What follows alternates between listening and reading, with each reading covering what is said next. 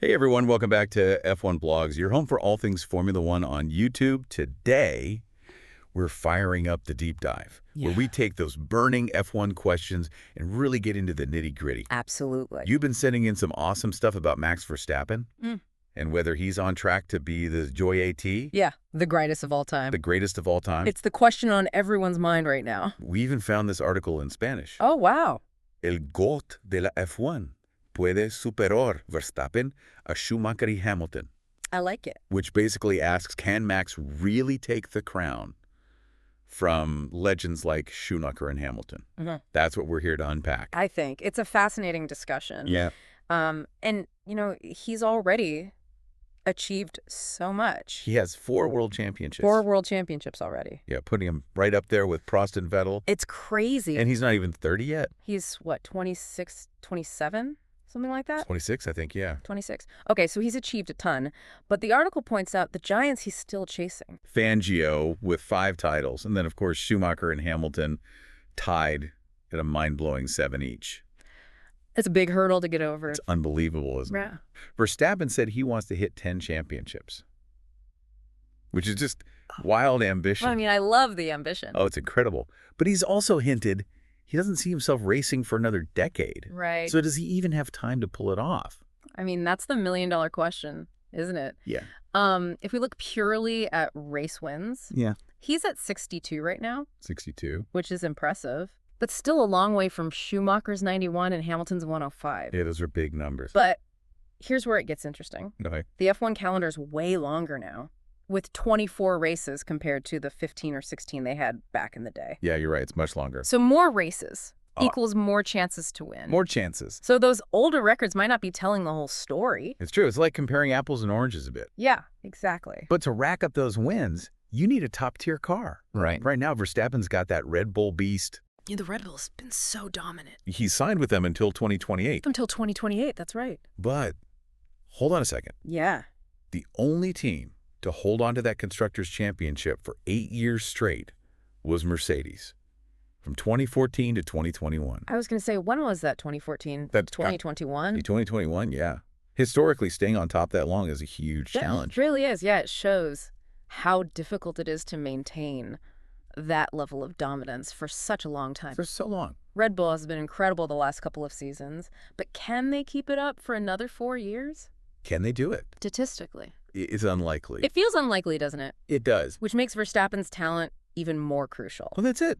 And the article talks about how he often outperforms the car itself. He does, doesn't he? They use the 2023 season as an example. Yeah. From Miami to Las Vegas. Some argue that McLaren actually had a stronger car. Oh, yeah. But Verstappen still managed to outscore Norris 293 points to 282. 293 to 292. Yeah. That's crazy. That's Verstappen's magic, isn't it? He seems to find another gear when it matters most. He does. But the question is, can he carry a whole team on his back? Can he carry a team on his back? For a whole championship. For a whole championship. And for how many seasons can he keep pulling off those superhuman feats? Yeah. And, you know, to make things even more interesting, Okay.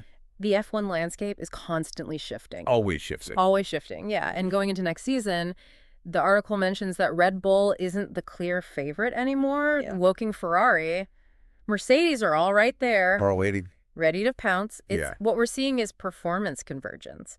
And it's fascinating. Yeah. With the budget caps, the shared wind tunnel time, the top teams are becoming more evenly matched. More evenly matched. So, yeah, we're likely headed for much tighter competition. Aye, for sure. Which throws a whole new wrench into Verstappen's quest for domination. It does. It really does. And let's not forget about the Adrian Newey bombshell. Oh, yeah, that's right.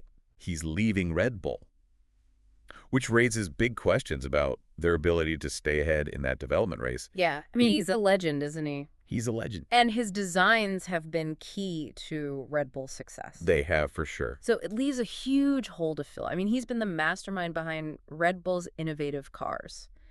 And it's hard to say how they'll adapt without him. It is hard to know how they're going to manage without him.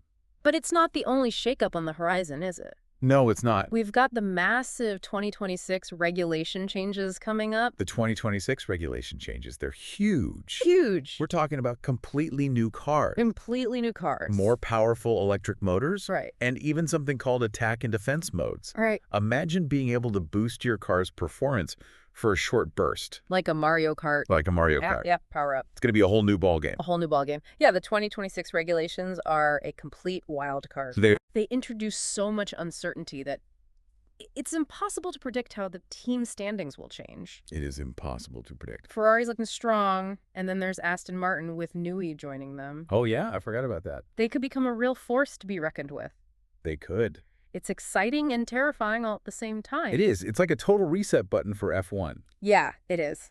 And amidst all this chaos, Verstappen has hinted he might actually switch teams. Really? If Red Bull don't meet his expectations. Wow. He's been evaluating his options throughout the season, which is pretty telling. It is. It's no secret that teams like Mercedes are eager to sign him. Mercedes would love to have him. They see his potential. Yeah. And would love to have him lead their charge back to the top. Back to the top. Yeah, it puts Verstappen in an incredibly powerful position. It does. He has options. He's got all the options. So we've got Verstappen's ambition, his undeniable talent, and this crazy evolving F1 landscape. Trying to figure out if he'll be the Jouet is like solving a Rubik's Cube while riding a roller coaster. Yeah. I love that analogy. It's a good one. It's so hard to tell what's going to happen. It's way more complex than just looking at wins and championships. Yeah. It's about navigating this constantly shifting world. It is. Making smart choices and, maybe a bit of luck doesn't hurt. A little bit of luck. Never hurt anyone. Never hurts anyone. That's right. Yeah, it really is a fascinating dilemma, isn't it? Does he stick with Red Bull, the team that helped him become a champion, or does he take a gamble and jump ship? Yeah, does he go for it? Maybe to Mercedes for a potentially better shot at those extra championships. It's the kind of decision that could define his entire career, isn't it? It really could. It's not just about raw talent or even winning races. It's about strategy timing, making the right moves at the right moment. Absolutely. And let's not forget the human element. Remember that quote from the article where Verstappen says he doesn't want to be racing for another decade. Oh, yeah. He's hungry for titles, but also aware of his own timeline. He wants to make the most of it. He wants to make every season count. Exactly. And that ambition is what makes him so exciting to watch. It is. And it might be what pushes him to make a bold move, especially if Red Bull starts to slip. Yeah, if they start to falter. Imagine the shockwaves if he joined Mercedes and led them back to glory. Oh my gosh. The media would have a field day. Hamilton's worst nightmare comes true. But seriously, it would be a testament to Verstappen's adaptability. It would. Could he mesh with a new team, a new car, a new way of working? That's a huge question mark. It's a big one. It'd be a massive gamble, but high risk, high reward, as they say. High risk, high reward. Think about the legacy he could build if he wins championships with two different teams. Oh my gosh. That would put him in a whole different category of driver. It would be legendary. But on the flip side, there's something to be said for loyalty. There is. Staying with Red Bull through this period of uncertainty. Potentially leading them to another era of dominance. Yeah. That would be pretty incredible, too. Absolutely. It's almost like there are two paths to Jeek status. Okay, two paths. You've got the path of the conqueror, jumping between teams collecting championships like trophies. Like that? And then you've got the path of the loyal leader building a dynasty with a single team. Okay, so which one is more joke-worthy?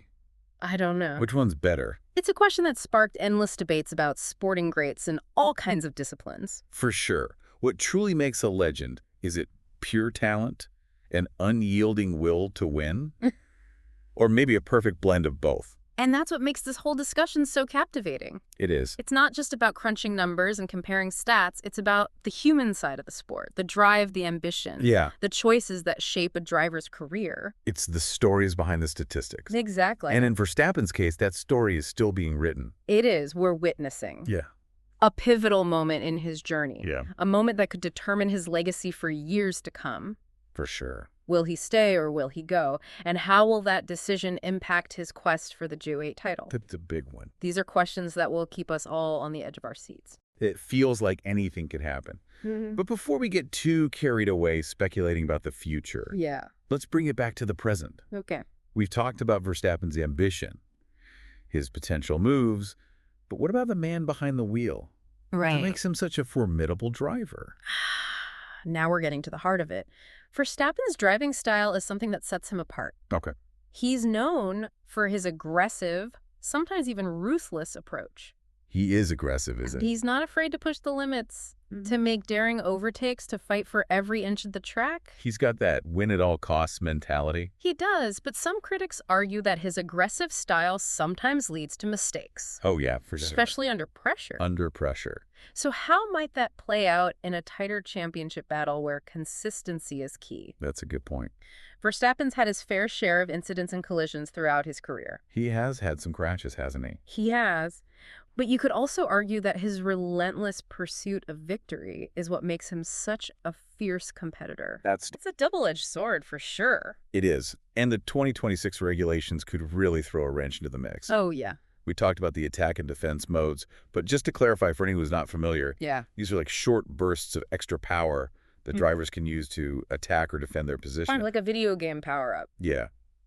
It's crazy. How do you think these new elements will impact Verstappen's driving style? It's hard to say for sure, but I think it could be a game changer. Okay, a game changer. On one hand, the new aero regulations are rumored to favor late braking, Okay. which is one of Verstappen's strengths. He's incredibly good at carrying speed into corners and making those last-minute lunges. So that could actually play to his advantage. Potentially. But on the other hand, the attack and defense modes might make his signature aggressive overtakes a bit riskier. Riskier? How so? Well, if another driver can simply activate their defense mode to block him off, Okay. those gearing moves might not be as effective. So it's almost like a tactical chess match on wheels. Exactly. And that's what makes the 2026 regulations so fascinating. They do sound pretty cool. They add a whole new layer of strategy and unpredictability to the sport. Unpredictability. It's going to be a thrilling challenge for all the drivers, but especially for someone like Verstappen, who thrives on pushing the limits. He does. He loves it. It's going to be epic to watch how he adapts. Yeah. But with all these new challenges on the horizon, one question looms large. Yeah. Can Max Verstappen truly become the F1 Geo? And what will it take for him to reach that legendary status? It's the big question. Stick with us as we delve into the final part of our deep dive into the world of Max Verstappen. All right, we're back and ready to tackle the big question. Can Max Verstappen really become the F1 GOT?